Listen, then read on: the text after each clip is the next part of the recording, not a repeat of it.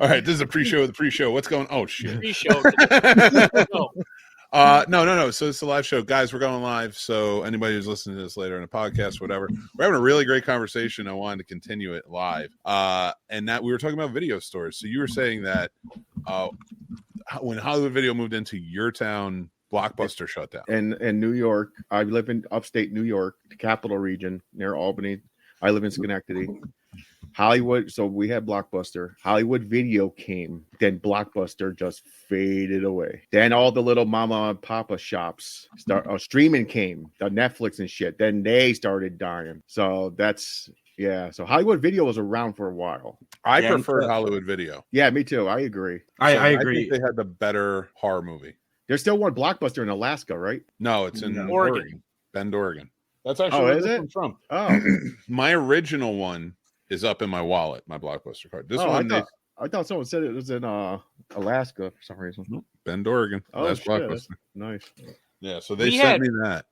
In Michigan, we had Family Video, and it's kind of a regional one, but it was pretty big, and they stuck around for so we had a Family Video as recent as 2 years ago. Yeah, here too. I think I want to go to that video. I wouldn't go there.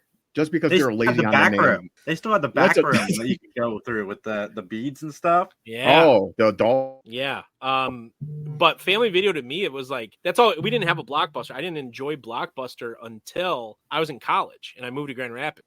Before it was Family Video, though, we had a place called Cablevision, and they also supplied cable to people and rented out VHS. And we would go there, and they had 9 different shelves. That was it. They had 9 shelves of VHS, but they were all deep cut. There was no, like, they didn't get the new rental of the week or whatever. It was all deep cuts. And so until I was about 11, I had a pretty eclectic selection of VHS that I could rent from. In fact, that's how, so you guys were talking about Robot Jacks earlier in the group chat. That's where I found Robot Jacks, and I'll show you, like. Nice. Yeah, dude. To add to that too, in my town, we had this little place called Premier Video, and like, they would have all the different sections, VHS tapes, like lined up, and you could go through and just pick out and look at all the boxes, right? And they would, during the summers, they would do $1 rental on old movies. Oh, no. So every day, if like I had $3, I was getting 3 movies, and I would go home and I'd watch them, and I'd come back the next day and get as many as I could. And dude, let me tell you, that is where I got my education. I started with horror, and then like it just like was just all the way down, and like I always loved going there, and like you had your own little movie curators behind a desk telling you should try this, check this out. It was just always felt so good. Really, we had a place called Star Video that I'd go rent the 5 for 5 for 5. And that's when I started my horror marathons, because you'd rent the 5 Friday the 13th, watch them, go back and get the other 3, and grab the last 2 Nightmare on Elm Streets. Dude, I miss the video store so much, and the video store element started to change with DVD. But I miss it. Like, somebody asked me what I would do if I could go back in time. The first thing I would do is walk into a video store. I know it sounds awful, but it's just I get it. Something that can't be replicated these days. Like, we do it on podcasts to an extent, but there's just something about walking into that store and just browsing. It was fun. Because you didn't know, it's like a kid. You just look around, you're like, wow, you don't know where to go. You're like, what section you want to go to? It did. It felt like a candy store for all movie fans. So, like, I mean, I remember, just as a kid, like, it just like, especially Hollywood Video. All right, Hollywood Video. I love their choices in like candies, and it just always seemed sort of off. Like it was Red Vines, not Twizzlers. Or it was just all that little stuff. Like knockoff. Some of my favorite snacks. Like, remember the chocolate covered cookie dough? Yep. Oh, what were they called? I know you're talking about. Cookie dough on the front. I think it literally. I think it had like a a name. blue and white box, wasn't it, Mick? Like a blue I think so. Box? No, I think it was like red with like yellow and blue. Yeah, like, I don't remember. Like it might have been. It might have been a regional. I lived right behind Blockbuster for 2 years in Grand Rapids, like literally right behind it. They must have lost an immense amount of money on me when they introduced you could go in with your membership card and just rent. And it was like you played a flat fee, for everything. I would go in twice a day, and I lived right behind them. And so for me, I would like go to class, come home, grab a movie, go watch the movie. And then if I wasn't done for the night, I just walk back the, 2.5 5 feet that it was and like rent more. And the same thing, they allowed me to do video games, and they'd like, do you guys remember when they opened the video games portion of the store? Oh my God. Oh, Game yeah. Crazy. Remember it was called Game Crazy in Hollywood Video? Yeah. Oh, it was cool how they set it up too. It Yeah. was really well done. It's weird that we're talking nostalgic about Blockbuster, because at the time I was almost like trying to take them for as much money as I could, because it bothered me they put mom and pop places out of business. But now, I mean, we're lamenting for Blockbuster because we don't have anything. What pissed me off about Blockbuster is when you forget to rewind the tape and they charge you a fee. Everybody did, Be though, back in the day. kind, rewind. Yeah, be kind to rewind. Those immortal words we came to know every time we pulled out a cassette. Yeah. Yeah. Yo, the thing is, if you got a tape that wasn't rewound, you'd be pissed. Hey, 30, we're live. Yeah, just letting you know. No. Oh, yeah, we are. Cool. But like I Yes. I ditched him. I micked him. Mhm. I didn't want him to like die for his on own his benefit, I think. Yeah. drinking his water. I don't want him to die. Yeah, well, Well, come up here. Come up here. I'll pat you on the back. Thank you. Well, guys, thank you for talking about that. We were just having a fun conversation about it, and it just got me thinking about video stores. I wanted to reminisce. I was like, "Fuck it, let's just go live, talk about the stuff, have some fun time." I do want to point out, I still think it could be done, and I still think if movie theaters had done it, like they do it. There are some movie theaters that do it. Down in Raleigh, their Alamo has like a little video store, but it's not a video store. It's a store where you can go, and it has like some of those really fun horror titles, stuff like that, and like Alamo memorabilia. But I'm talking about an actual, like it would be even better if the movie theater was in like a complex and could like rent out another spot for the video store. You know what I mean? Like that is the sort of thing. Because like I really think that getting that, putting that there, and allowing people to have that type of feel of like going into a video store again. We are at that point where we're seeing so many other businesses kind of pop up from the past again. Yeah.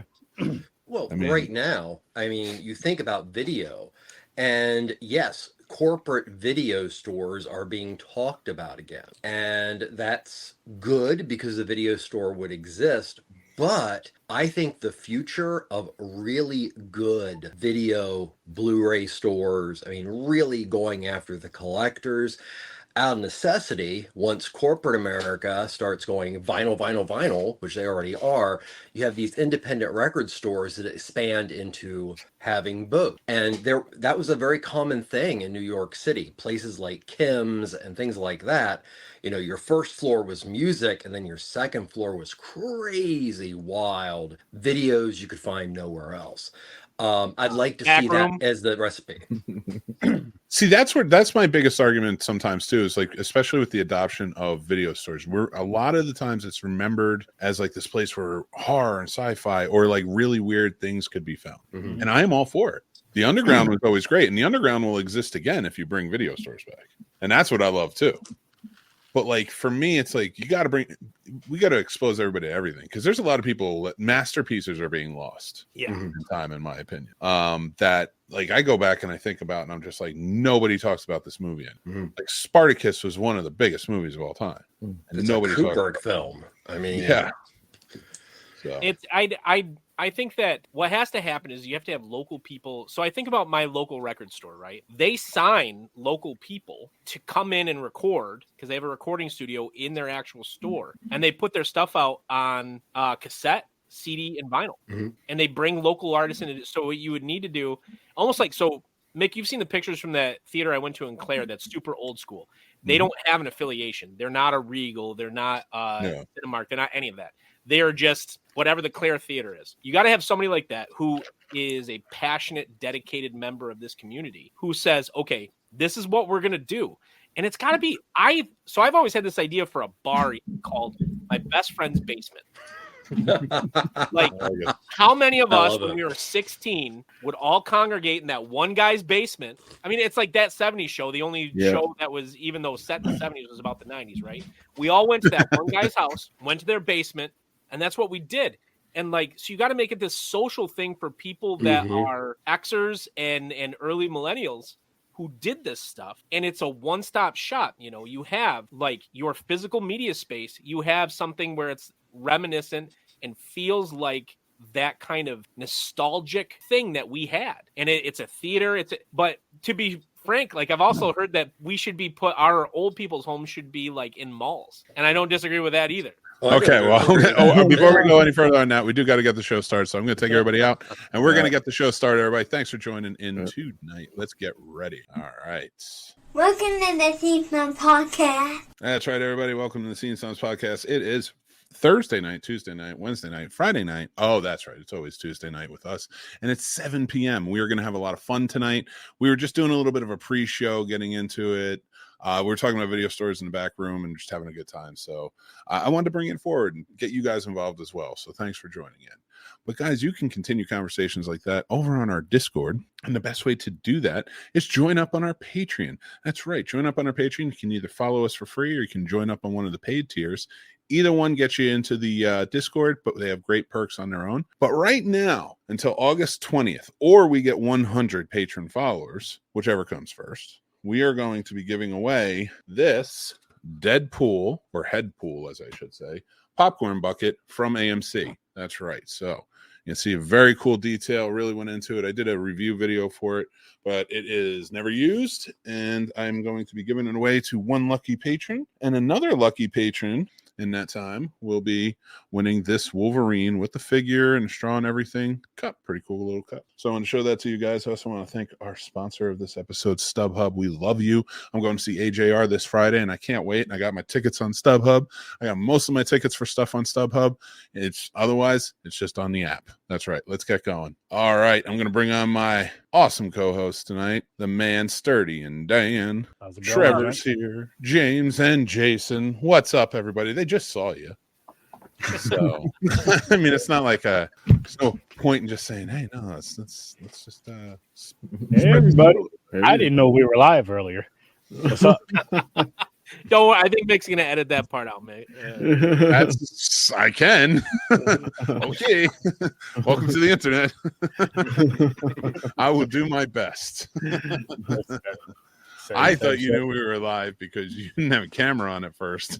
No, I didn't have my camera on because I was setting my stuff up, and I was like, I don't want my ass in the guy's face as I'm setting. Like I had to pull my couch thing up, sit this up, and set my screen and stuff up. Dude, so I always have my camera close for that.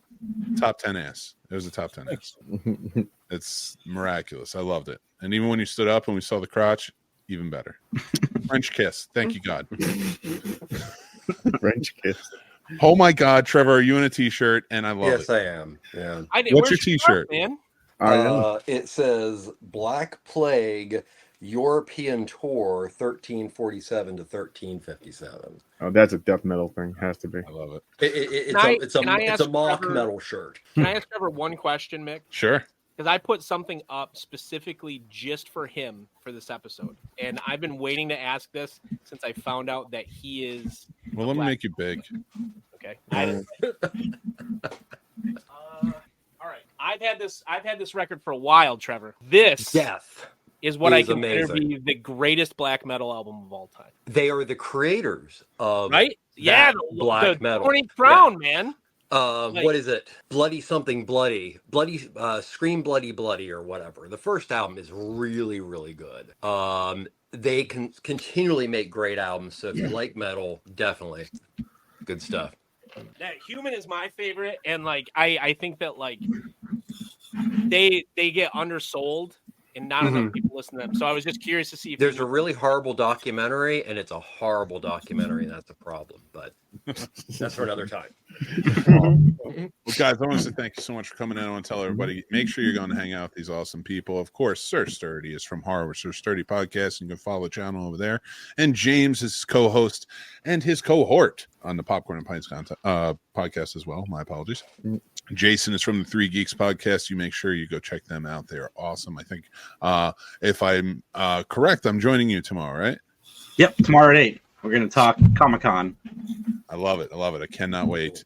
And then Trevor, my man from Ambassador Media and Radio. Thank you so much for joining in. Well, thank you again for having me. It is always an honor, and it's amazing fun. So thank you. And my good buddy Dan, thank you so much for joining in. He hosts Betting Bros. He's one half of the hosting team of Betting Bros. Math and Smash. He is the smash to it. That is right. And now I just thought about that Deadpool masturbation joke. That's right. Anyway, I'm gonna let that one go. Oh, That show's funny. Master go Shake. see that movie if you didn't see it yet, please, people. Well, For the review towards the end. yeah, we're doing the. We don't know if you should see it or not. You don't know Yeah. if Sturdy likes We're it. gonna tell you. We're gonna tell him. We'll tell you towards the end. My Well, children I'm trying to keep endorse it. theaters open. That's what I'm saying. You should go support it because keep theaters open. You should go see any movie that's out there. I agree. Well, any movie that's out there, I mean, there's some. Listen, just because we Wow. don't like it, someone else out there may like it. I mean, That's true. people like long legs. Support your local theater. Hey, I didn't see long legs yet. Oh, good old long. Yeah, that I'm not one. taking any shots. Well, not really. Kind of Definitely friendly. took a shot. a friendly one. So it's to you, Peter Anthony. I love it. I love it. All right, guys, we are doing our second. This is actually Mixtape Part 6, but this is the second of a 2-week excursion into the minds of us and our music. And we're doing horror movie songs. And what that means is if the song has played in a horror movie, you can use it. Right. So, I say no more than 14 with everybody. I think Dan went to 54 or something like that. I had 28 and I had to cut it back to 50. And I cannot wait. I got 15. Oh my 15? God, you son of a guns. And I guarantee you I'm going to learn about some new subgenre of music tonight. Oh yeah, Trevor.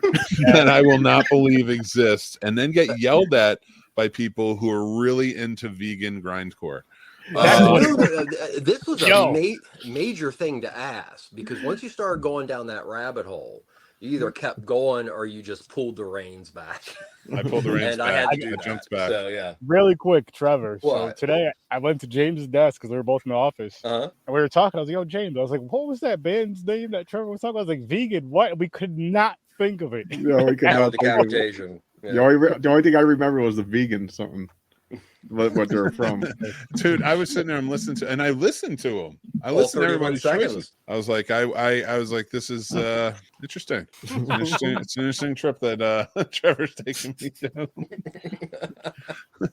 I loved it though, and I'm excited, and especially now that we're going into the horror realm, Mhm. and I know how much everybody loves the horror realm here. Yeah. So, what I thought is we'd kick it off with James. Okay. This is your first time on the show. So Oh we yeah, it is, appreciate James. it. Welcome, man. I didn't. Yeah. Even, it is your first Yeah. time. First time. Yeah. Yes. And I want to send some love out before you start, James. I want to send some love out to my good buddy Paul, my co-host, producer Paul. Enjoy your vacation. It is well earned, well deserved, and we love you and we miss you. We'll see you again. We So. can't wait to fire you again next week. I've never fired him. I think he thinks I'm going to. Oh, I fired him. I fired His him. Sturdy's fired him like 8 times or something like that. Yeah. It's not even my show. Oh man! Go ahead. All right, James. now All tell right. us your tale. Okay. So I got 15. I didn't know. I forgot the exact rules. How many you needed? I was like, all right. I watched last week and I was like, I think someone had 15. So I was like, okay, it must be 15. Are we doing round robin, Mick? Are we going like one? No. We're just gonna. He'll do his 15, and then we'll next Okay. person because it's a mixtape. It's like a story. Okay. Okay, So just these one. are not in. I have them listed 1 to 15. I'm going to go start 15 to 1. They're not really in order except for basically number 1. But okay, so I'm going to start 15.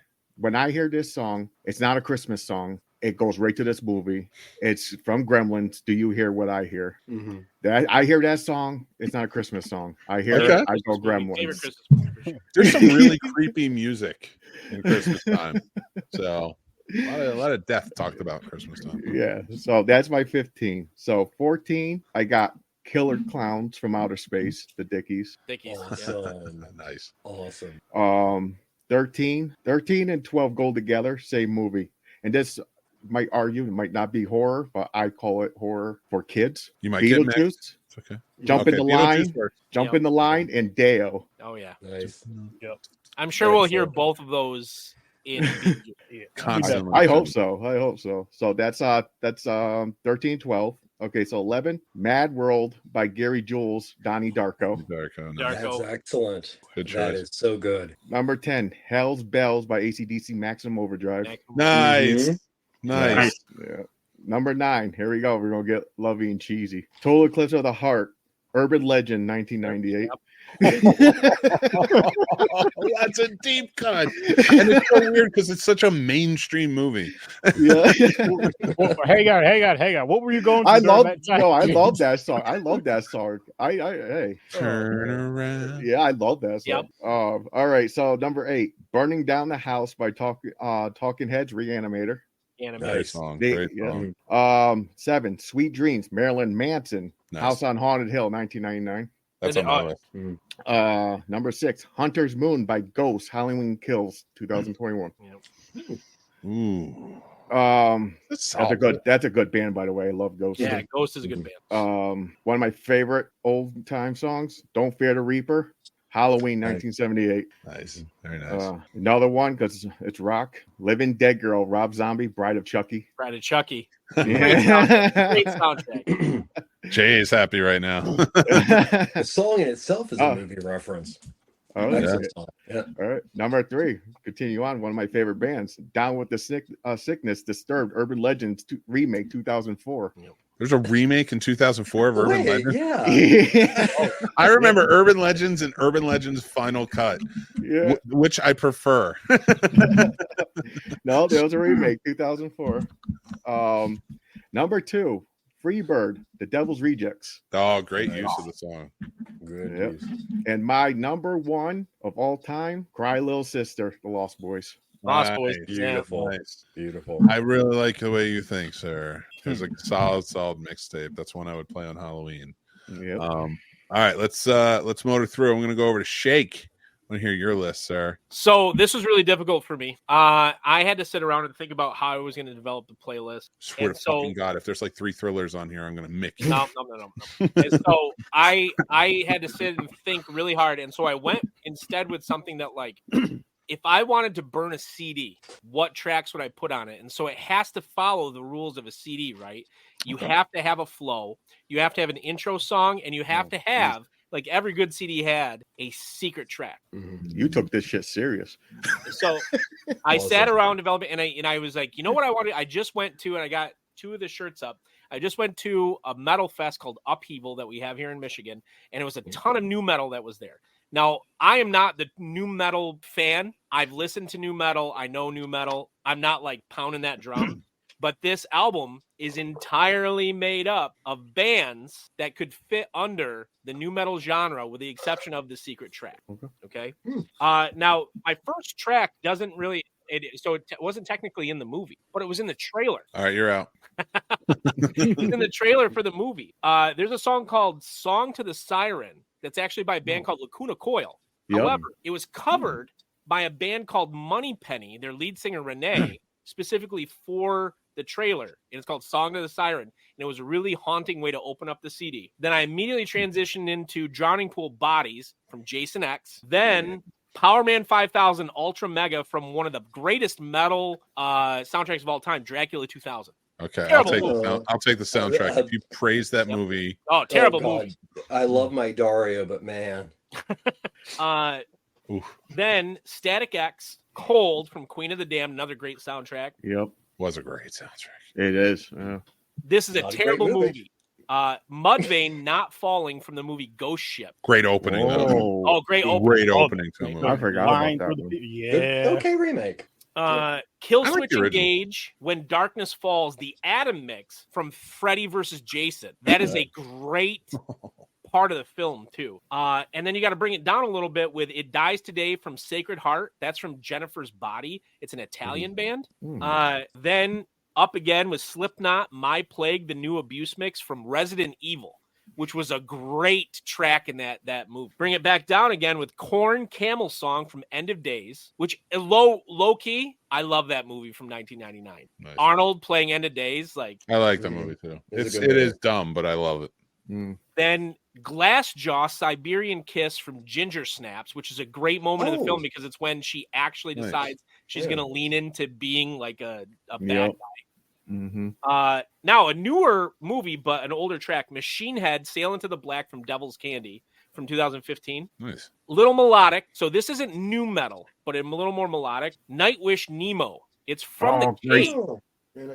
I did not realize it was from the Cave, and I Mick said specifically it has to be in the film, so I pulled up the Cave. It plays at the end, so it still counts. It still counts. Hey, and I will count trailers too, because I do think trailer music is important. And it can be so iconic, much, right? dude. Yeah, Have so I will count music. So the Texas Chainsaw Massacre 2003 trailer. Have you guys seen it? Because it's like iconic trailer, and that song plays is haunting. Like it's a great Yeah, I don't remember it song either, for it. honestly. Now I had to check this with the group, and we all agreed that Lost Highway was a horror movie. Yes. The part where he's driving the second time, Rammstein. Yeah. Great fucking track. And if you watch him live, he's wearing chainmail usually and lights himself on fire to that song. Cool.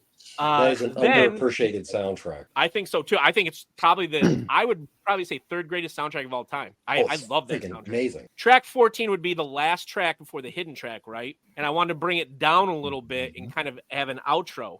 Deftones, Minerva from House of Wax 2005. It's the track that plays when they're driving down the highway in the beginning of the film. Great moment. Nice. Now, my hidden track would be, this isn't new metal, but I wanted to include what I think is the most iconic horror movie song that isn't like how the James, you mentioned the Halloween, like the Sandman or something like that. Like this isn't like something people, but when somebody hears this, they immediately think about this moment in the film. And that's Johnny Cash's The Man Comes Around from Dawn of the Dead 2004. Nice. Everybody knows the exact moment when that song plays in that film. And so that would be my hidden track that I would tack on after about, 6 minutes and 66 seconds or something like that. After the end of Minerva, I'd have Johnny Cash, The Man Comes Around, start playing, and it would be great. That's my horror movie metal edition playlist. Little Mick in 2003 would be going wild. His I would just be aroused all the time. But I love the list. Thank you, Dan. We're gonna go on to Trevor. Trevor, what is your? There we go. Well, there's no logic to mine. It's just, as I said before, this is a big subject. I mean, you could spend years just focusing on music and horror films, but I'm going to start a little bit back, and that is with a song written by Herschel Gordon Lewis for his film 2000 Maniacs, and that is the song 2000 Maniacs. It is as frightening as the film, so highly recommend it.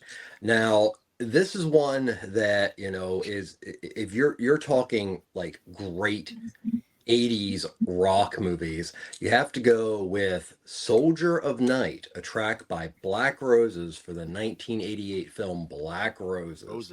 Which is what you'd think. Concert comes to town, everybody thinks it's satanic, and guess what? They are. Yeah, simple plot. Love it. Next one was a tough one because I always want to do Italian horror, and there's so much metal in Italian horror. But the one that I think is stuck in my mind the most is from a film called Cemetery Man, and that's Iron Maiden's Be Quick or Be Dead, which is just an amazing track. Now, this is the track I think everybody should bow down to as far as the perfect horror, and that is Bauhaus, Bela Lugosi's Dead from Tony Scott's film The Hunger, 1983. Then we're going to... Can I time out real quick, Trevor? Yeah. No. So are there any, I can't remember from the film, are there any David Bowie songs on the soundtrack from The Hunger? No, but That's I think weird. I think he had some connection with the writing of some of the music for the film. Most of the non-songs are a public domain classical. Okay, I was curious because it just made me think of it. The Hunger has such an iconic image of Bowie, and it's probably, I think it's surprising that he's not. Can you imagine him doing a cover of Bela Lugosi is Dead? That would be phenomenal. But anyway, continue. Sorry. Okay, so this is kind of a weird one because I don't know. I picked a song from Jaws. It's from an iconic scene. It's called "Show Me the Way to Go Home," and it's from that scene in which they're all shit-faced and they're singing a song that was released by, this is a pseudonym, Irving King, and released back in 1926 by Frank Crumit. And that is Show Me the Way to Go Home. It's a classic sea shanty. And then I moved it up to something more contemporary but older. And it's a song written by Harry Mercer, performed by Paul Whitman's Swing Wing back in 1938. And that's Jeepers Creepers, the version used in the film. Next, because it sets the atmosphere perfectly, and that is Cure's Burn from one of the great soundtracks of all time. That is 1994's Crow. And then I'm going to go to 2003 with a song that honestly propels everything in the movie. And that is Muse with the song Newborn from Hot Tension or Switchblade Romance. Next one, I didn't know exactly who was performing it, but if you've seen it, the original Wicker Man, there's a song called Maypole Song from 1978. If you want to see Christopher Lee sing and see one of the greatest folk horrors, this is one for you. Now, this is a weird one, and we're getting down here. I just put it down as a whole film. It's called Terror on Tour. It came out in 1980. It is a truly adherent slasher film, but the band, the Clowns, play music all the way through it. But there's like no background unless you watch the films and what these are called. And then I'm going to jump into another rock-oriented horror film from 1984, Rocktober Blood, from a band named Sorcery, with a very high-pitched song called I'm Back. And then we're just down to the last four of my 15, which is Guitar Wolf, Jet Generation from the 1999, whatever you want to call it film, we'll call it horror, Wild Zero. Hank Williams Sr. with Rambling Man from a great film named Dust Devil. And my last two, David Hess singing Wait for the Rain from the soundtrack of Last House on the Left from 1972. And yes, Krug is David Hess. Great one. And this one, finish out, goes out to Sturdy. Naked City performing Bonehead. Something crazy. 1997's Funny Games. Oh, Yeah, Look at that. Perfect. Love it. That was a great list. That's great. And I'm telling you right now, I know, Trevor, I know you're like, I'm going to come on here and he's not going to know any of these songs I'm talking about. But that's not true, because at least one of your songs is on my list. Awesome. Probably the most recognizable one. But that was a great list, man. Thank you. Thank you for sharing that too. And I always love your little input on the songs and like when they come.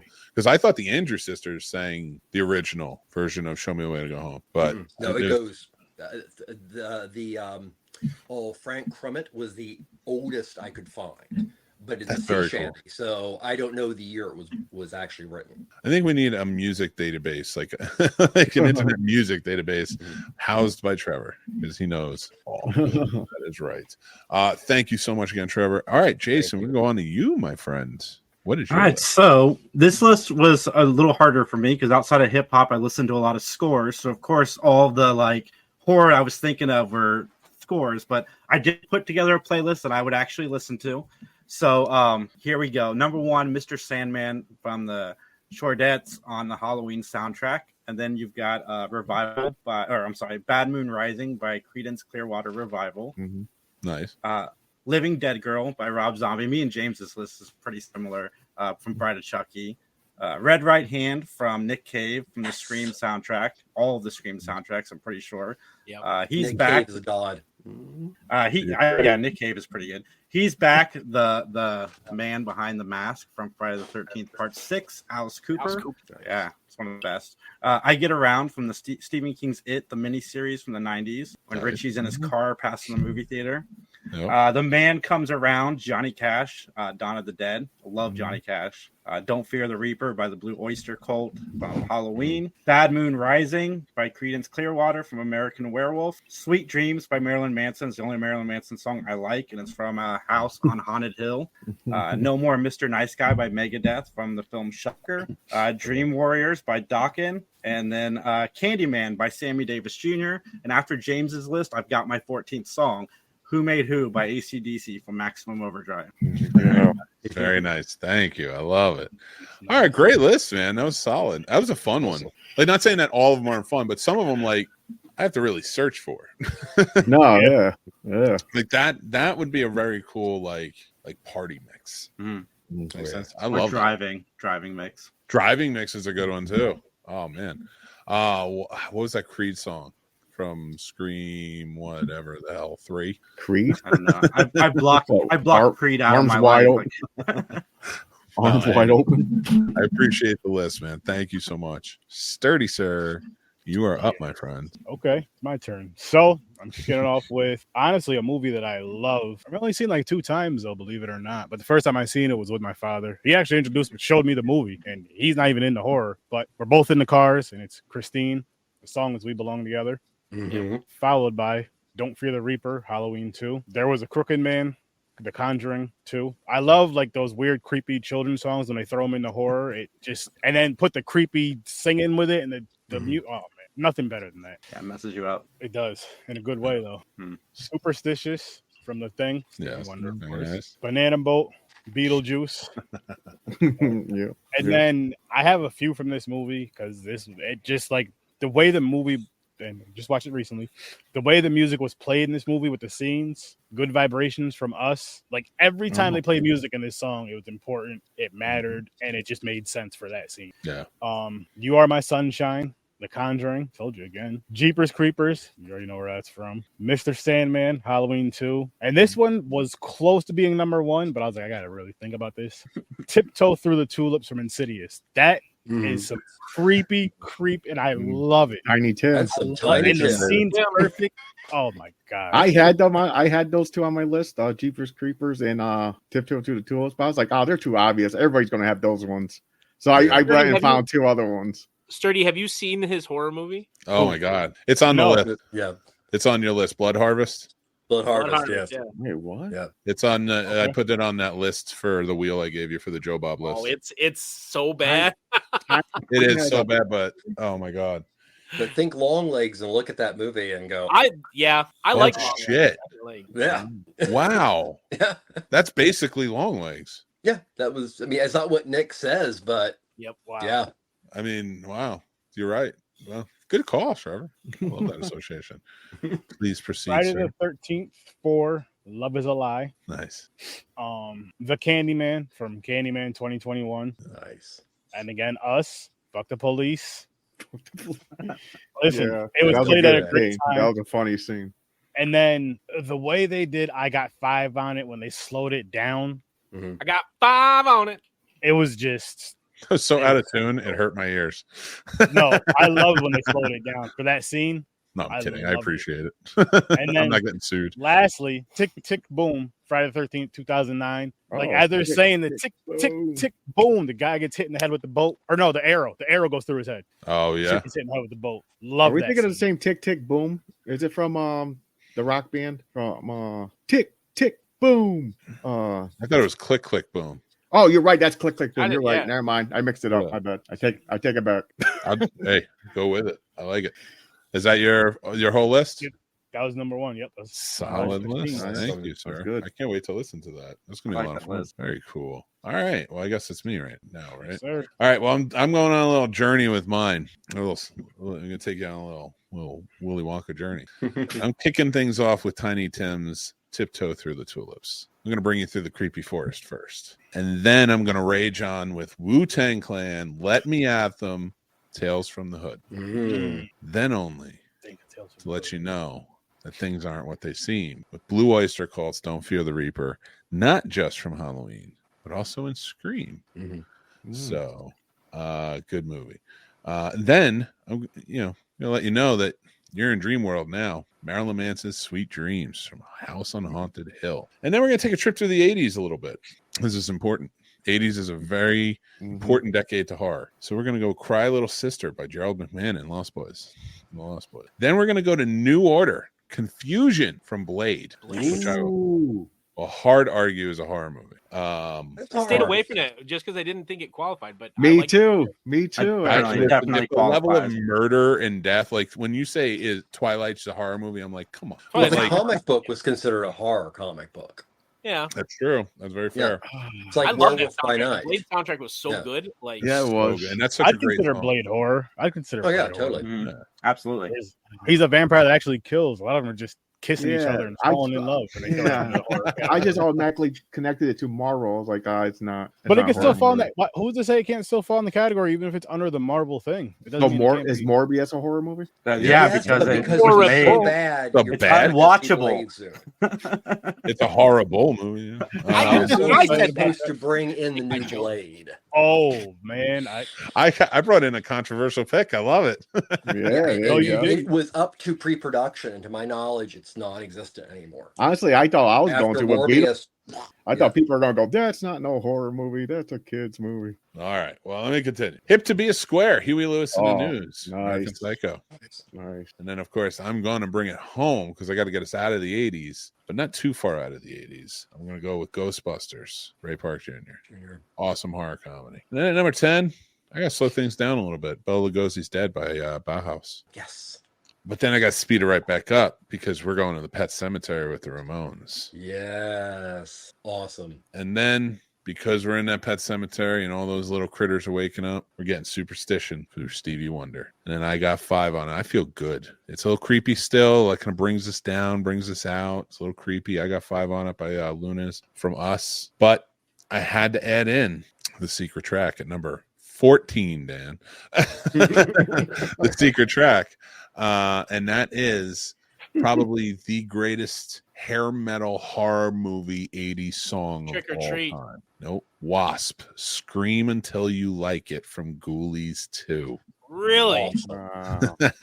I have not Here's the heard thing that I'm Wasp surprised. mentioned in years. So just the fact that that name came out of your mouth makes me a little giddy because I was like, I can't remember the name of the band, but most people consider Trick or Treat from the 80s to be the greatest horror movie band of any of the horror movie bands. Like I can't, what's the band name? I can't remember. Do you remember, Trevor, or no? no, I don't. Like I had to avoid, because I went with the new metal stuff. So I hair metal was out, all that stuff. Mhm.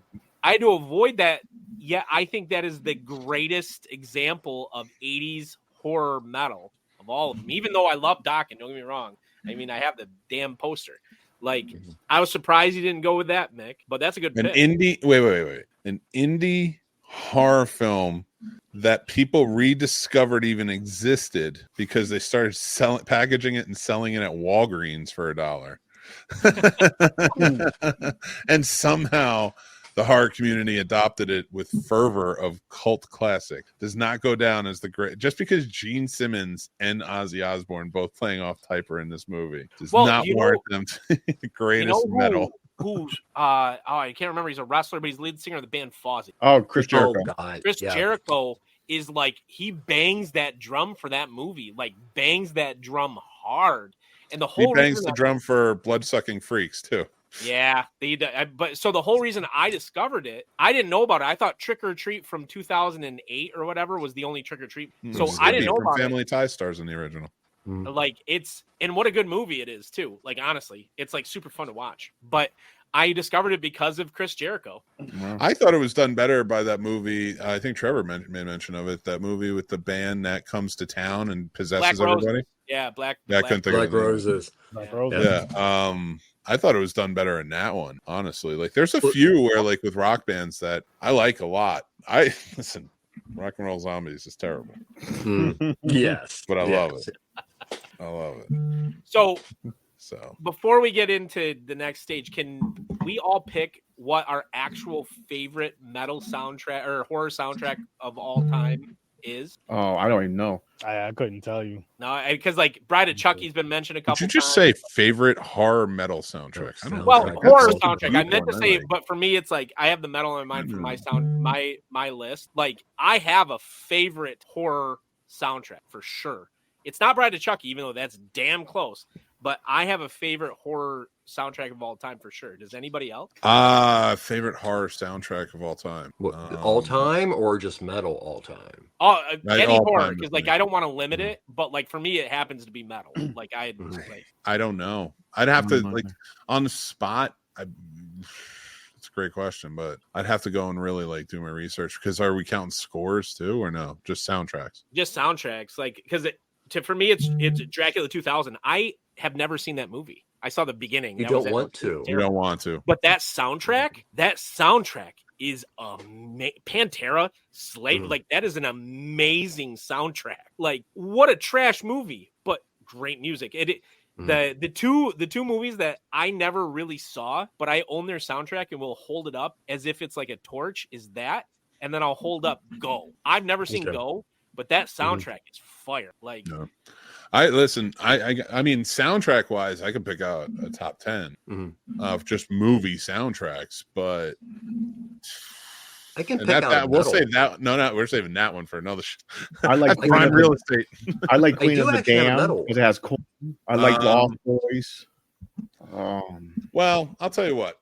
I'm gonna think about this one. Yeah, that's hard. I don't I'm know. not going to answer that question now, but if we all want to come back, we could talk about our favorite because I have to think about that. That's it took me a while to put this list together. Yeah, it did. Yeah, it was a long go for it. Like I said, I cut it back from 29 songs. Like Jesus, I love it. All right. Well, guys, it is that time. We're going to let some of you go. We're going to go and start our review, but I want to thank you guys for coming on tonight.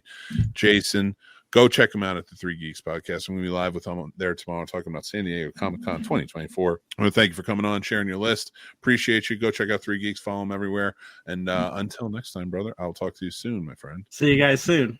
James, you can see he's one half of the Horror Source 30 podcast, and he is also one of the hosts of Popcorn and Pints. You can check him out every Thursday night at 8 and every Saturday night at 9 p.m. Go check him out and follow him over there because he's awesome. James, thank you so much for joining in tonight. Thanks for having me, and have a good night, everybody. You too, sir. Yes, buddy. And Trevor, my friend, I appreciate you. Ambassador Media and Radio, thank you so much for coming out. You always are a wealth of knowledge. Yes. Thank you. And well, thank you for the shout out. Hey, no problem, bud. Yeah. Yes. Anytime. Yes. Appreciate you, sir. And I appreciate your list and coming on here. Go check out Trevor. He's an awesome guy and he knows his stuff. But thank you, Trevor. We're going to let you go. And then until next time, we'll talk to you soon, brother. Thank you all. All right, guys. Well, I'm going to get us straight here. Get out of my spot. Get out of my spot. Stay with me. You put me there. Well, yeah, I did. Well, guys, I'm sorry it was such a rush. I know today was such a crazy jumbled day, but we were having such a fun conversation. It was like, this feels like the video store. This feels like when you're with your friends talking about movies and stuff. I was like, I just want to go live and share that with everybody. Can I say something really quick? You know, something I always wanted to try was getting getting a random movie, right? Like a random Blu-ray.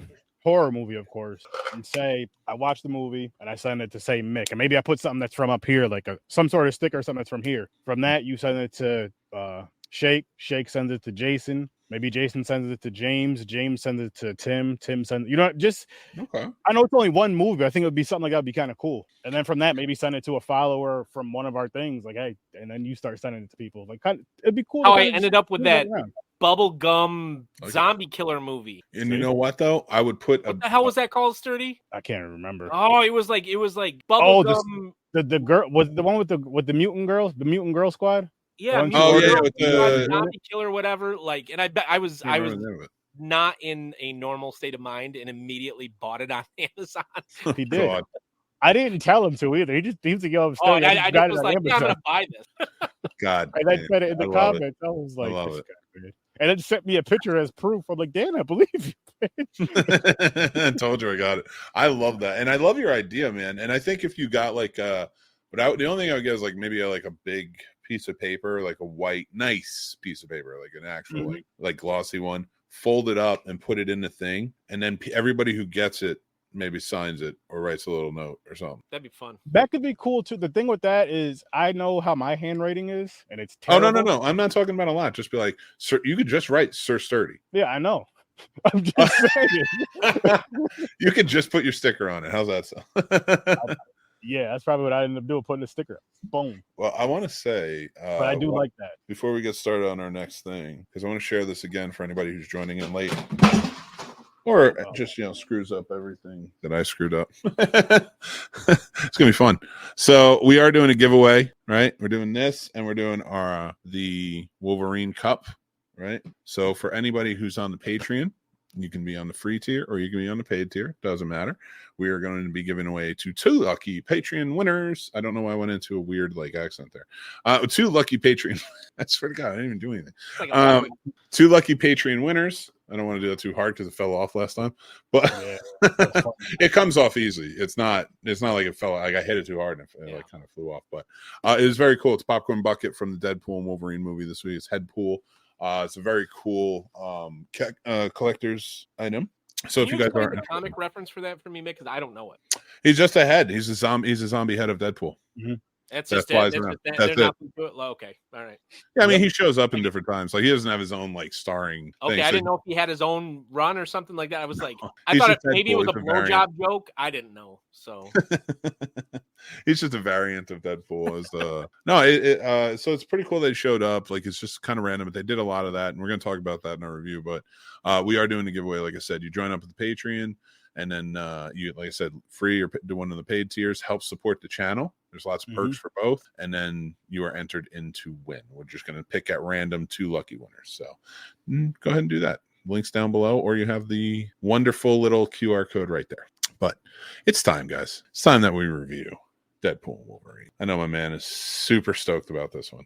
You both are. I can see it. I can see all the excitement on your face. I don't know who do you want to start with, Mick? Because I could go forever on this. Well, before we do, and we have till before 8:30, but we still got time. But so we have a good conversation to go. But before we get started, Deadpool and Wolverine, of course, is the 3rd installment in Deadpool franchise where we see him teaming up with Wolverine to save his reality before the TVA takes it out. Mr. Paradox is at the helm of that, played by Matthew McFadden, who was made famous from the Succession television show. So they get stuck in the void. They have to fight Cassandra Nova, which is Charles Xavier's twin sister that ate him in birth in another universe. There's so much going on for me too, because I didn't know that reference. Which one is it?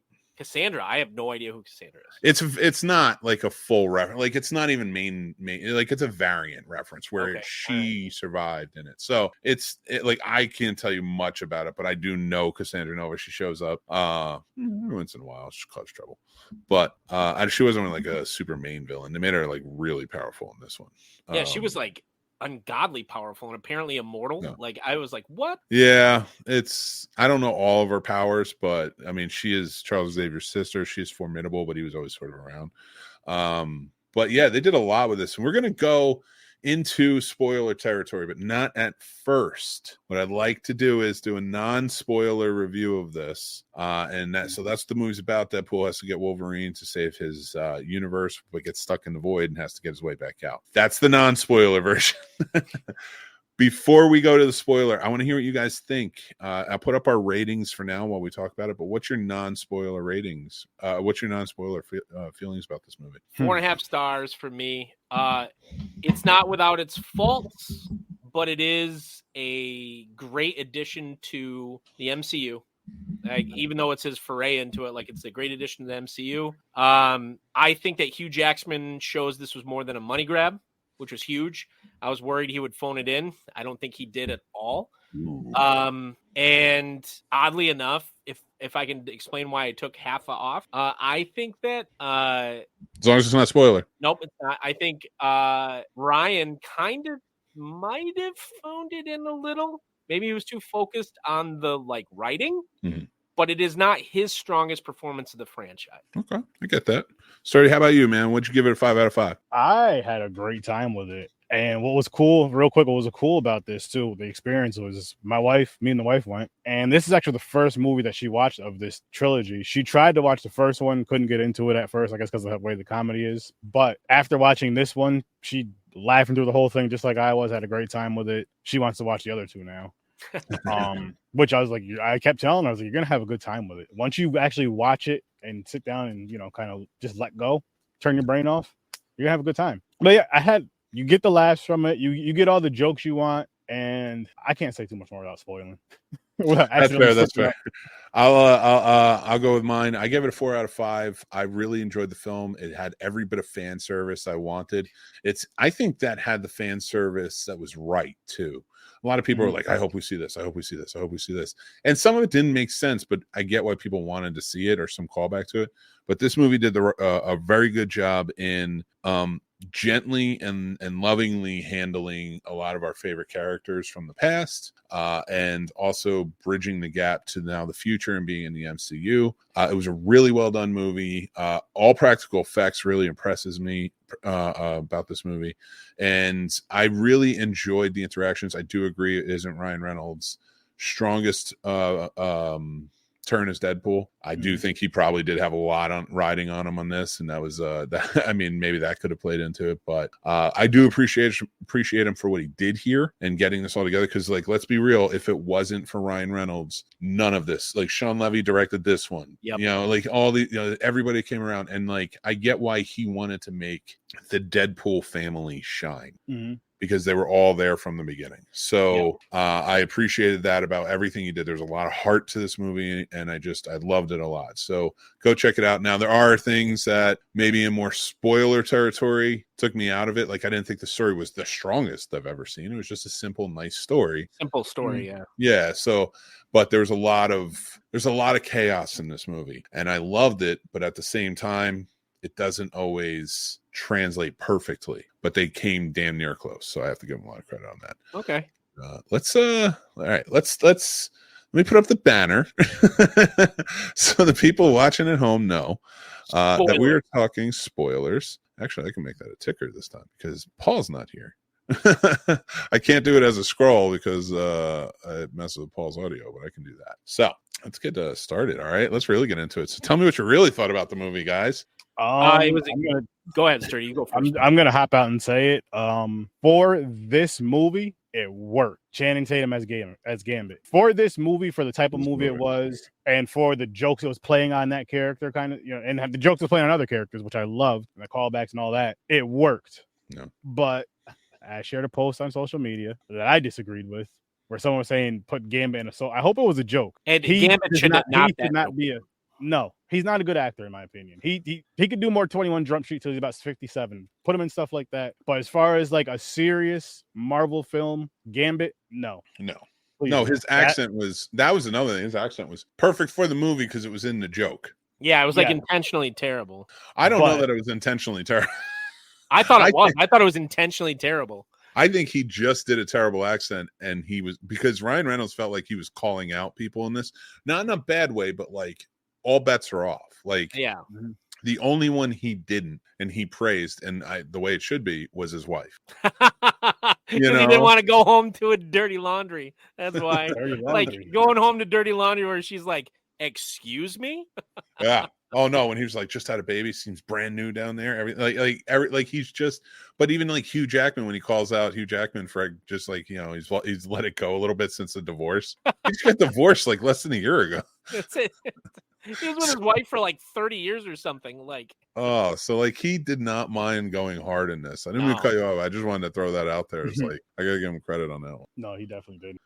He definitely did. But yeah, that was like my biggest gripe with this movie was the Gambit accent. But again, I told him, I was like, it does work for the movie. It does work for the movie, so it's fine. Yeah. So it's fine. Not a strong. I mean, you could say that not a strongest story, but other than that, again, I don't have too many complaints. Well, there is. Gambit survived. Yeah. I don't know if everybody survived, but Gambit survived because at the end, in the post credits, and again, this is spoiler, so if you're mad, I don't care. Yeah. You see Gambit in one of the screens when he's doing the Johnny Storm thing. The Johnny Storm thing, where he said everything that he said, and everybody, the whole movie was like, fucking. Dude, when Wolverine looked at him and goes, "You piece of shit, you got him killed." That was so the stinger was great. So I gave it 4.5 stars, and like I already mentioned that Ryan Reynolds doesn't turn in his like best performance, but it was what it needed to be. The story is chaotic, like Mick said. I did not expect to get emotional about seeing Blade, but apparently I liked those 3 movies a lot more than I thought I did, because I did get a little like, oh my God, I'm never going to see Blade again on screen. My Blade. I'm never going to see him again on screen, probably. And it's not like I was crying or anything like that, but I was kind of like, this is having a different like reaction than I thought it would. Every cameo was perfect. Jennifer Garner killed it. Like, I was like, yes, that's awesome. I think that, okay, this is my thing about Gambit. Okay. I think that out of all the cameos, that might have been a wasted cameo. Really? Yeah, I don't. Right. You know what I didn't need? I didn't need. I would have much rather seen another one of the characters. Like, how hilarious would it have been if it had been Eric Bana? No, I don't think it would have been Like- anything as other than Gambit Really? or Like, I would have another. loved to see Eric Bana or Edward Norton or No, I don't want anyone. Like, you can make that another joke in it, but I don't want to see anyone else on that team besides Gambit, Channing Tatum playing them, unless it's another developed but never came out Fox. you would rather mutant. have that. Yeah, because that was what the joke was. The whole point Yeah. of like, I don't know my daddy. I don't know. I could have been born here. Like the whole like, how many times has Fox developed a New Mutant movie? And I don't mean the New Mutants. I mean like a New Mutant movie for the X-Men, and it never went anywhere. Anyway, yeah. And it was so wasted and so lost. And like that's why I thought. But I also thought having the accent so bad and calling it out, Squeezing him into that suit. He is a big man. He's a big He's dude. a They squeezed him in. Big dude. Like, But he went all. I'll give him this. The accent sucked. He looked fun in the costume. Like, it looked cosplay. It didn't look real. yeah, it looked like he was at a convention. It's like Yeah. when people are like, "Oh my god, Nick Cage looked amazing as Superman." I'm like, "Are we looking at the same test Same photos guy. as Oh, I'm Nicolas looking Cage at?" looked terrible. I love Nicolas Cage. He looked terrible. Superman. Oh, yeah, we all know how you feel, Sturdy. I'm gonna buy you that pillow that Mick sent you. I'm gonna buy you that pillow, Sturdy. I love it. But no, so like just all of that stuff. Like I thought him taking the action seriously. Do you like It was good. how they handled the sequence with them essentially not killing Cassandra and then Cassandra still turning out to be the big bad? Because I was like mixed on it. That was one part in the plot where I was like, okay, so what was the whole point again then? Like, They kept it mutant, and I like that. I like that he keeps Deadpool in the mutant realm. okay. Like, yes, we have non-mutants in there. We have other Marvel entities, but he keeps Blade in the mutant realm. Not Blade. He keeps Deadpool in the mutant realm. Like, he's going to get Wolverine. Like in the last movie, it was Cable. It was Colossus. Like, yeah, you could get anyone, and every villain was an X-Men villain. Yeah. You know, so I like that it was Cassandra Nova, and she was so powerful, and that played into this Wolverine and how close he was with Charles. And I just thought it added the element for Wolverine perfectly too. When she came back into his timeline to like take over, at that point I was just kind of like, that why can't Mr. Chaos or whatever his name was be the big bad? I don't know why she had to like, do you know what I mean? I thought because she had the power, like Mr. Paradox in this was so ratty. You know, he was such a sniveling guy. Like, he wasn't a big bad, and he played the role well. But I thought her coming back and realizing, like, oh, I had a deal with you. I could leave this thing anytime I want. I had a deal. Now you broke it, and I'm going to destroy reality because I'm crazy. I like that aspect of it. I at that point I was kind of like, she came back and I was like, I don't know. I'm trying to shit pick here a little bit just because like I did give it 4.5 stars, and there's enough criticism there, I think, maybe to knock that down 0.5 star for sure. But like introducing, I don't know, out of all the enemies that you could have had, like one thing I didn't get, I forgot to mention, when they did Short Wolverine. Well, I'm gonna go over all the Wolverines. I do want to go over all the Wolverines. So and Sturdy, we've been hushing Sturdy a little too much. So Sorry, and I feel bad. You're good. Dude, please stop silencing black voices. You're not. Don't put that narrative out there on him. No. Accepting But that. Of course I not. wanted. But no. Why couldn't they get Danny DeVito to do that? Why could they not? I didn't want it. It was taken seriously. I loved it. I'm glad they didn't get Daniel Radcliffe. I'm glad they didn't get it. I think it worked. I think if you're going to have one person outside of Hugh Jackman play all those roles, it was going to be. I'm glad that they went with who they went with. And like I said, we'll talk about the Wolverines in just a second. Okay. I do want to touch on your point about Cassandra Nova. She's a very powerful being. Plus, she's a variant. And that's important in this. Like, because there was so many variants. And for her to be the villain, it's more of a deep cut. It would have been cool to see Legion, but it doesn't have the same it has the same power and then some. I thought we were going to see Magneto for sure. FYI. I'm glad we didn't. I'm glad we didn't see. I'm glad we got. I knew it wasn't because of the previews, but like I was like, if they had Ian McKellen come in as Magneto to be the big bad, I was gonna lose my shit. I wanted that so bad. Like, all right, Now let's talk about the Wolverines because I know you're dying. All right. Oh, So, of course, for anybody watching, there's spoilers. So we're going to go Spoilers. through all the versions of Wolverine we saw. So the first one we saw was comic book accurate 5'3" hairy Wolverine. Young hair. Well, technically, Logan is the first one we saw. Oh yeah. Yeah. When you see a skeleton murder. That I've was never fun. laughed so hard. I didn't like That beginning scene, that was perfect. What was it? There's 206 bones in the human body, then 207 if I'm watching Gossip Girl. Another call to his wife. Oh man. But then to go to the bar and when he catches the axe and just hands it to the guy. Yeah. Oh my god. Freaking loved it. I thought it would have been funnier if somebody threw the axe and another one of the TV agents was coming through to try and grab him. And it landed and he went back and then that was that. And the guy's just freaking out. I loved it. Short, hairy Wolverine was cool. Then we have Old Man Logan, which is Old Man cool. Logan. Yeah. It was interesting. Who else do we have? Okay, so let's just get the cavalry. Yeah. The cavalry we get. We see Henry Cavill as Wolverine, working on his bike too. Yep, that was comic accurate bike. I don't know if it was in the comic books, but not comic, cartoon accurate. I think. I have to double check. I'm not sure if it was cartoon. It was in X2 for sure. It was in X2 for sure. It's comic or cartoon. That bike is accurate. I have to do my research. But then we have Patch, which Wolverine very much. Everybody thought Daniel Radcliffe was going to play that part, but Hugh Jackman was actually kind of hell bent on playing all those roles.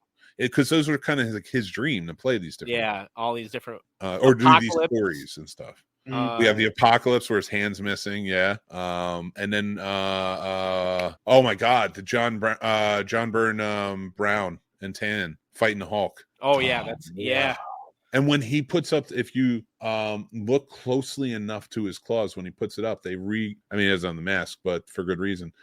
They put the reflection of Hulk's face in the blades like they do in the comic. Did they make it gray like it should have been? I didn't catch it. No, it was green because he was green in the movie. Oh, okay. I knew you mean it was. Yeah, because they had that print issue. They couldn't print Hulk the right way in that comic for some reason, and isn't that the same reason why his suit is brown, Mick? I don't know the trivia on that particular comic. I know the famous cover, and I've read the book. Yeah. I don't remember the.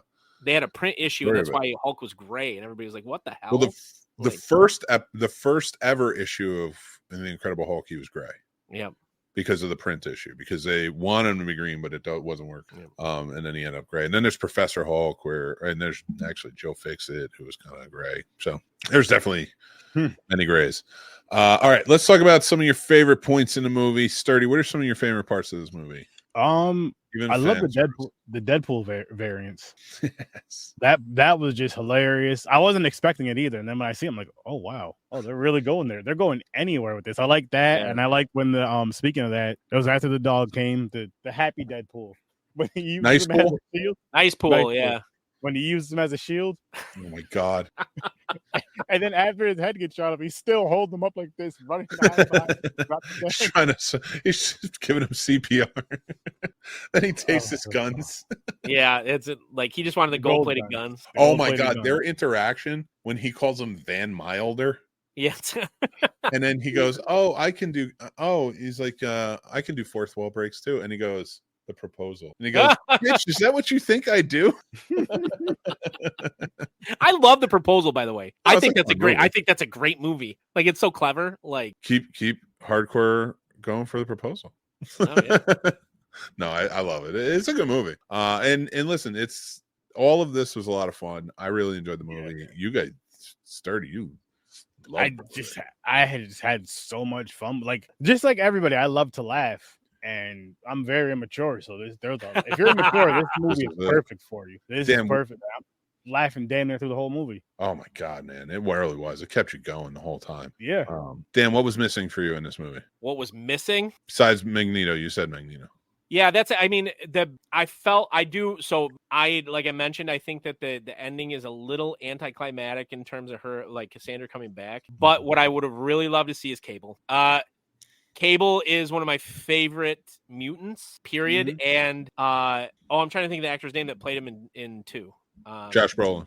Josh Brolin's version of Cable is so good that I wanted to see more of it. I like, and he even had a fourth wall break where he looked at it and he said, and apparently Cable. So I think Ryan Reynolds agrees with me that Josh Brolin's Cable was awesome too. Otherwise, he wouldn't. Well, no, he said Cable didn't test well. Yeah, that's it. Didn't test well. And we know it didn't, but I think it's because he's Thanos, and they're probably going to bring Thanos back at some point. Yeah, I got like maybe so Dr. Doom can punch out his heart, but that'd be cool. Yeah, I did. I don't know. The other hard part is that like it was so chaotic. I will say the high point for me, and I've seen people criticize the fight scenes. I think they were so well choreographed, especially the van. Van. So I don't know. It's really hard for me to say what was missing because I don't like more coherence. I don't. Oh no, I just meant like, did you want more fan service? There's more characters? There was the right amount of fan service. I enjoyed the simple story, but at the same time, like as simple as the story was, I thought it was messy at times. There were a couple times, if you were going to say like the plot lagged, it did, like especially like meeting Nice Pool, even though it was hilarious, was a little laggy for me in the plot. It's not perfect. I mean, that's why I didn't give it 5, but like it was exactly what it should be. I'll say that. Enjoyed it. Great movie. Awesome. All right, well, gentlemen, since we're rounding out, no, we're not finishing. We're not finishing. Oh. Don't leave just yet.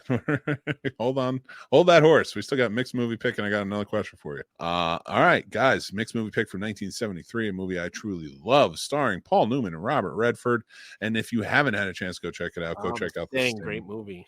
Truly fantastic movie, great music, great acting, great story. Just everything about it is really fun. It's about two con men trying to take down a big time Irish boss, and it's just a lot of fun in it. So go check it out. Terrible cover, in my opinion. Terrible poster art. We were talking about poster art the other day. I think that's terrible poster art. Well, I like it because it's supposed to be reminiscent of Norman Rockwell. Okay. So the 20s, but I agree as a poster, it just doesn't. It's too dry. It doesn't pop. Like the movie's great. It's well acted. Has funny moments too. Really funny moments in the movie. And I see that poster. I remember going past it, talking about video stores, going past a video store, and I'm like, I don't want to rent that. And then it took somebody else telling me, like, no, this thing's a really good movie. And I was like, the one with the brown and yellow like cover? Yeah. And like it's great, but I Welcome don't. to 1973. Yeah. But go check out this thing if you guys haven't already. I do want to ask you guys before I get this kicked off. What do you think about Robert Downey Jr. coming back? And he's not going to play Tony Stark. He's not a Tony Stark variant. They haven't said all this. Now, can that change? Sure, anything can change. Anything can change. But, and they can be lying. Listen, an alien wasn't supposed to be in Prometheus, but whatever. And as you know, but it was. So anything can change. But as of right now, that's what they're saying. The Russo brothers are back. Robert Downey Jr. is back, but he's playing Dr. Doom. In the next 2 movies, Dr. Doom or Avengers Doomsday, and then following that, Avengers Secret Invasion. Secret Invasion, which is terrible. Batshit bullshit. Good comic, though. All right. I want to hear what you guys think. I know, when it comes to Marvel and stuff, it's kind of been all over the place, but I just haven't been loving this, man. I'm like, I feel like it's going back to the well. I know they're making it sound like, oh, this is kind of the plan all along. And it's like, no, it really wasn't. We know it wasn't. It was, but well, King, I looked it up after I asked you earlier what King was, and that actor, Jonathan, what's his name? Jonathan Majors. Yeah. Like him, he was going to carry, and like him not, I think changed a lot, but I'm all in on it. I think what's been lacking pretty much is chops, especially in bad guys. We haven't had really elite performances as a bad guy in the Marvel universe. Like even like, so who would you say is the best bad guy since Thanos? Like think about that for a second. Who has risen to the top? Because Green Goblin was going back to the well. Yeah, right? yeah. I mean that's like Green Goblin was a great villain. Yeah. Namor wasn't bad. I just don't think they utilized him properly. I liked Kang. I just don't think they utilized him properly either. So I think having Robert Downey Jr. do I'm calling it a heel turn, like Doom isn't that far from Tony Stark, and we know that. Like I know that Doom is very broad, and everybody would all the comic guys would be like, dude, he's so much more than that. Yeah, I mean, he's like Tony Stark, right? It's he's not. No. The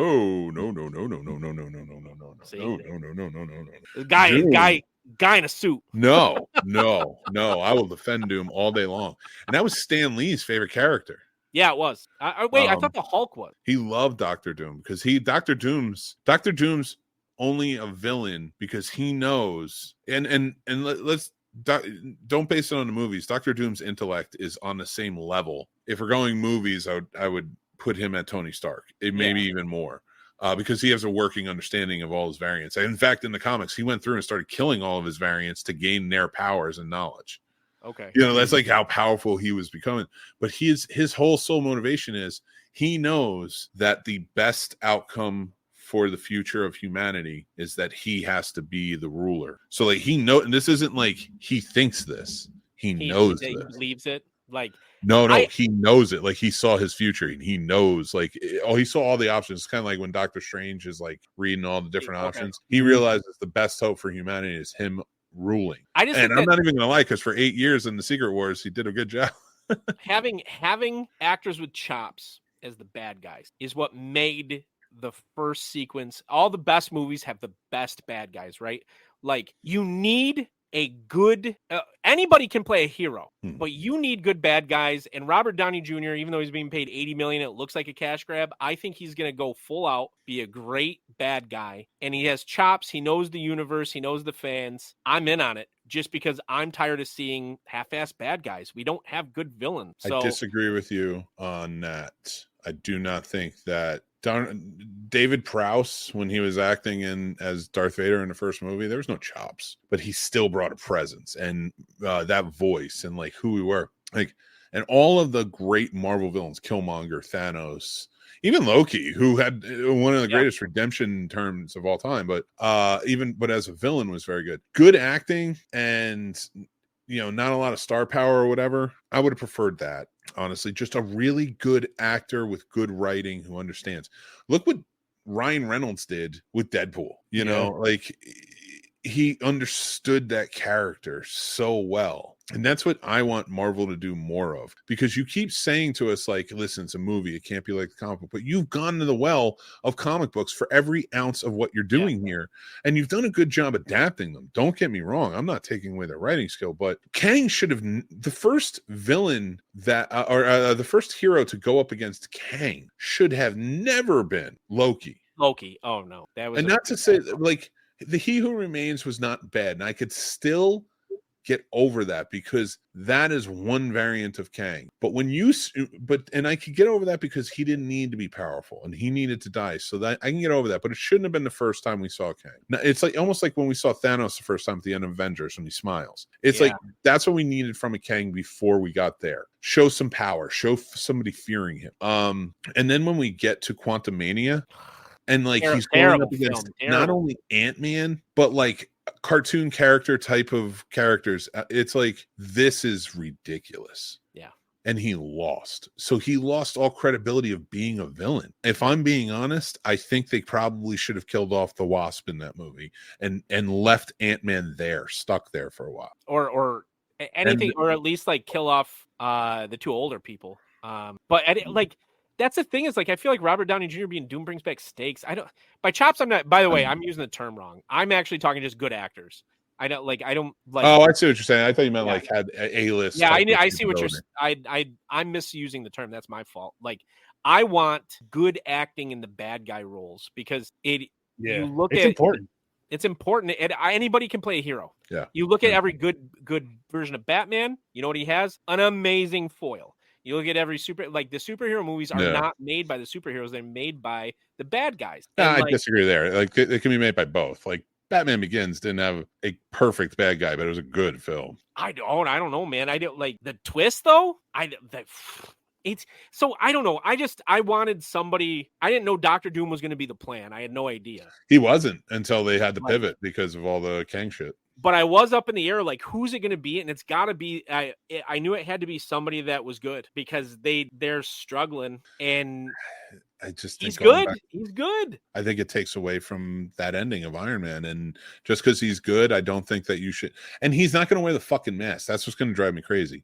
He's not going to wear the mask. Oh, he's not. No, I thought there's that was no the key way. part was that He barely wore the Iron Man mask. The whole third movie was about him getting out of the costume. yeah. You know, and it's like, you know, and most of the time, and I get that he wants to act, but like Doom needs to be in that costume. That costume is part of what makes him so mentally I thought unstable. he had to because his face is all fucked up. It does. It regenerates in his, you know, like it helps with his healing and all the pain that he goes through and everything. So like it has multiple functions, but the whole point of it is like he feels trapped in this. My entire Doom knowledge, by the way, comes from the first Fantastic Four. I That's would no, please. I beg you. That's it. That's Go. it. That's my entire Doom knowledge. Go read the wiki, like the Marvel wiki or something, just on Doctor Doom, and you'll fall in love with him. But Sturdy, do you have anything you want to add before we take off? I do want to. Well, with the Doctor Doom thing, I agree with you both. As far as like, I do feel that it does need star power. I do feel like villains do need star power, but Yeah, I do wish they picked somebody other than Robert Downey Jr. Just in the point of giving somebody else a shot, like giving that other actor that shot, or Doctor. I wouldn't even be mad if they made Doctor Doom a woman. Whatever. I know people are gonna cry about that. So what? But no, what I'm getting Yeah, at they'd is have opinions. I guarantee you. put the That's true. best person that can play that role at it. And I would like a lesser name in the sense, like I know you need a star power, but I would like a really good actor with a lesser name in the sense of this can blow up their career, like how this Iron Man definitely helped Robert Downey Jr. I'm not saying he wasn't good at all, but from his redemption and all that, I mean, he's getting $80 million for this too. That's You know what actor they wasted? Idris Elba. Who? They wasted Idris Elba. Yeah, he was. So, I know his that's a power different wasn't topic for there another yet. day, but like he was the first. When you said Sturdy, like it could have been like anybody. I was like, I would like to see Idris Elba in that role. Like, but then again, I want to see him in every movie. So Well, like, that problem was he wasn't a big enough star to lead a movie yet, but he was big enough from Luther and everything to kind of bring some, you know, credence to the weight role. to it. Yeah. Plus, Kenneth Branagh just loved him. Yeah. You know, and I don't blame him. Probably worked with him before. Should have been James Bond, people. Should have been James Bond. Shame on you. Yeah. I love it. Well, we don't have a James Bond yet, so we never know. But we do have a Patreon you guys should join, because right now we are doing. That's not it. That's it. I gotta stop using that background. We're doing a giveaway. Deadpool, I like or Headpool as they call it in the comics, a popcorn bucket and a Wolverine cup. So you guys can two lucky winners in the Patreon will win that. All you have to do is head over. You can file for free. You can join one of the paid tiers. The paid tier goes back into helping out the show, not just the show, the whole channel, and like building us out and making the best we can. The free tier comes with perks like the newsletter, links, extra reviews, stuff like that. So go check that out there. And we do giveaways like this. We're going to be doing this more often. So you're going to want to follow us and keep in touch. So I want to say thank you guys. I want to thank you to my fellow co-hosts on tonight's episode, gentlemen, Dan and Sturdy. You guys are awesome. I appreciate you. And say thank you to StubHub again for being a sponsor of the show. We truly appreciate you. Go down, check out StubHub, get your tickets for any concerts or ballparks and stuff like that coming up. Man. I do. I'm going to see AJR on Friday. I got my tickets over on StubHub, so check it out below and help us out. We appreciate you. But until next time, guys, I am Mick Manhattan from the Scene Snobs channel. I truly appreciate you joining in, hanging out with us, having a good old time. Make sure to do it by hitting like, subscribe, and hit that bell so you know when more episodes of this show and other great shows come as well. If you're listening to this at a later time, make sure to rate and review us and maybe give us a follow. We truly appreciate you when you do that. It helps us out. But guys, until next time, remember to be kind, stay classy, and take care of yourselves, because that's very important. And I will talk to you soon. Bye.